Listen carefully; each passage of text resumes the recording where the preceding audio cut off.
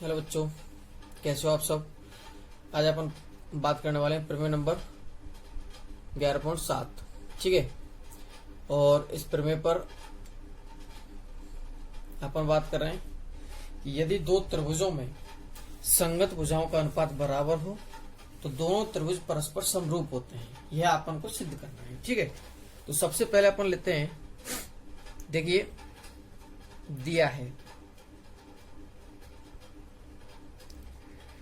यदि दो त्रिभुजों में संगत भुजाओं का अनुपात बराबर हो। संगत भुजा मान के चलो ये दो त्रिभुज हैं ABC और त्रिभुज DEF। इसमें संगत भुजाओं का अनुपात क्या है, बराबर है। तो इसलिए मैं लिख दिया कि AB upon DE AC upon DF BC upon EF। यह अपन को क्या दिया गया है, बराबर दिया गया है। ठीक है, अच्छा उसके बाद सिद्ध क्या करना है, अपन को सिद्ध करना है कि दोनों त्रिभुज परस्पर समरूप होते हैं। तो त्रिभुज ABC समरूप सिद्ध करना है त्रिभुज DEF के। ठीक है, दोनों त्रिभुजों को अपन क्या कर सकते हैं, समरूप सिद्ध कर सकते हैं। उसके बाद अपन करते हैं रचना। देखिए अब अपन को भुजाई भुजाओं में S समरूपता नियम को सिद्ध करना है।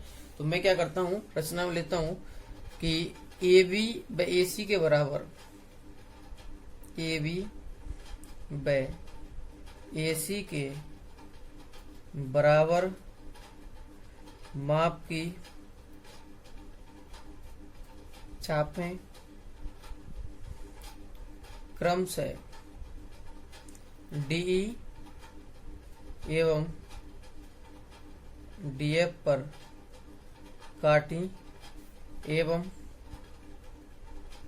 बिंदु P व Q अंकित किया।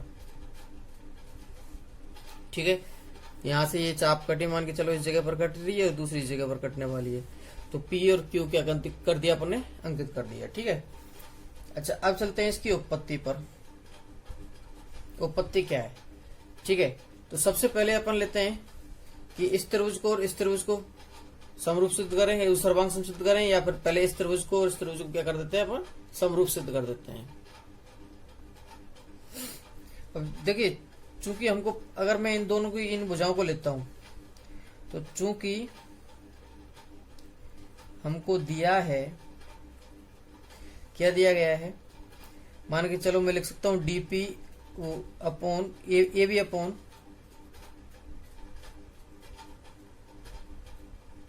D, यहां से बराबर इस भुजा के लिए लेता हूं मैं, तो इसमें लिखा हुआ है DF वाले AC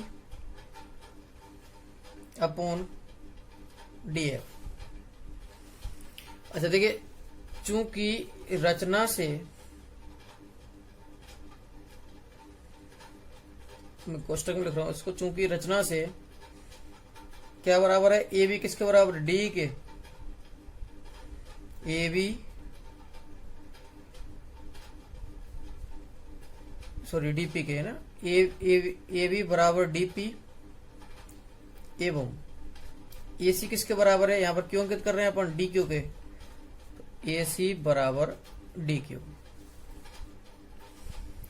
चलिए अब मैं लिखता हूं कि इसलिए AB की जगह पर क्या लिख सकता हूं, DP, तो DP अपॉन DE एवं इस जगह पर AC की जगह पर क्या लिख सकता हूं, DQ अपॉन DF। मैंने लिख दिया।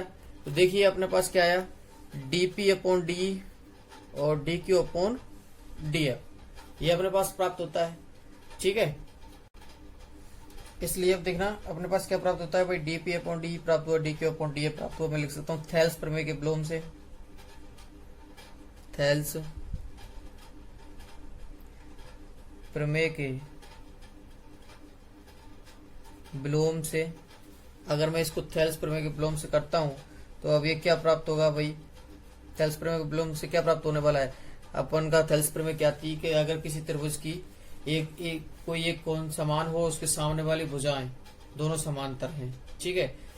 तो क्या होने वाला है, उनकी संगत भुजाओं का अनुपात क्या रहता था, बराबर रहता था। तो इसलिए अब मैं लिख सकता हूं इसके लिए कि पी क्यू समांतर ई एफ लिख सकता हूं। अच्छा, जब पी क्यू समांतर ई एफ है तो इसलिए कोण डी पी क्यू बराबर कोण ई एवं कोण डी क्यू पी बराबर कोण एफ, ये दोनों कोण बराबर हुए। अच्छा, अब मैं लिखूंगा, देखिए क्यों बराबर हैं। ये पहली बात तो संगत कोण थे, दो समांतर भुजाओं को काटने वाली तिर्यक रेखाओं से बनने वाले क्या हैं, संगत कोण हैं। अतः ए समरूपता नियम से अपन दो ए भी लिख सकते हैं ना, मैं लिख देता हूं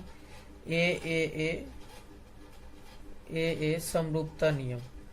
आपको जो वर्ड अच्छा लगे इनमें से वो लिख सकते हो, ठीक है, क्योंकि दो एंगल बराबर होने पर भी तीसरा एंगल स्वतः ही बराबर हो जाता है त्रिभुज में ना भाई। तो देखिए अपने पास क्या प्राप्त होता है कि ए समरूपता नियम से त्रिभुज डीपीक्यू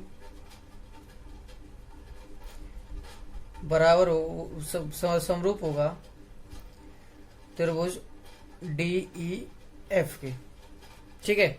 अगर अब ये दोनों त्रिभुज अपने बराबर प्राप्त हो गए, समरूप प्राप्त हो गए, तो अपन लिख सकते हैं, अतः मैं लिख देता हूं इसका डीपी अपॉन डीएफ, वो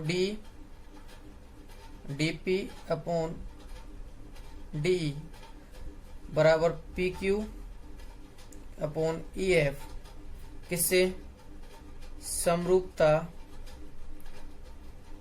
प्रमेय से। भाई अगर दो त्रिभुज समरूप होते तो उनकी संगत भुजाओं का अनुपात भी क्या होता है, समान होता है। तो इसलिए मैंने लिख दिया इसकी एक तो ये लेफ्ट वाली भुजा और एक इसकी नीचे वाली भुजा, ठीक है, आधार।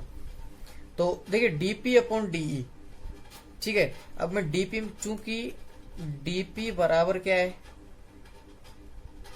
ए बी, तो इसलिए मैंने लिख दिया कि ए बी अपॉन डीई बराबर P Q upon E F, ठीक है।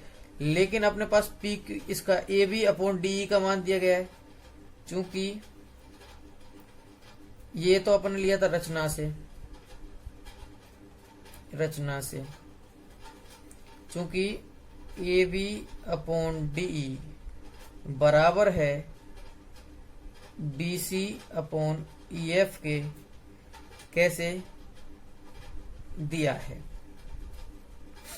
तो ठीक है, तो मैं लिख सकता हूं क्या, बीसी अपॉन ई एफ बराबर P Q upon E F. अच्छा, ई एफ नीचे समान है, तो मैं लिख सकता हूं, इसलिए बीसी बराबर पी क्यू लिख सकता हूं, बीसी बराबर पी क्यू। अतः अब अपन लिख सकते हैं कौन से त्रिभुज में, कि त्रिभुज ए बी सी एवं त्रिभुज डी पी क्यू में, देखिए सबसे पहले ए बी बराबर थी अपने डी पी के और ए सी बराबर थी डी क्यू के। अब प्राप्त हुआ है बी सी बराबर है पी क्यू के, तो अपन लिख सकते हैं एस एस एस सर्वांग समता से त्रिभुज ए बी सी सर्वांग सम है त्रिभुज डी पी क्यू के। अगर ये दोनों त्रिभुज अपने क्या हो गए, सर्वांग सम हो गए, और दो सर्वांग सम त्रिभुज हमेशा समरूप होते हैं, तो इसलिए त्रिभुज ए बी सी समरूप भी होगा किसके, त्रिभुज डी पी क्यू के। मैं इसको अगर समीकरण नंबर 1 कहूं और इसको समीकरण नंबर 2 कहूं, तो 1/2 से भाई त्रिभुज A B C D P Q किसके समरूप है, डी एफ के, और डी पी क्यू किसके समरूप है, त्रिभुज ए बी सी के। तो मैं लिख सकता हूं कि त्रिभुज ए बी सी समरूप होगा त्रिभुज डी ई एफ के। यही अपन को क्या करना था, सिद्ध करना था। चलो धन्यवाद। ये आप कंप्लीट होता है। प्रमेय नंबर 11.7।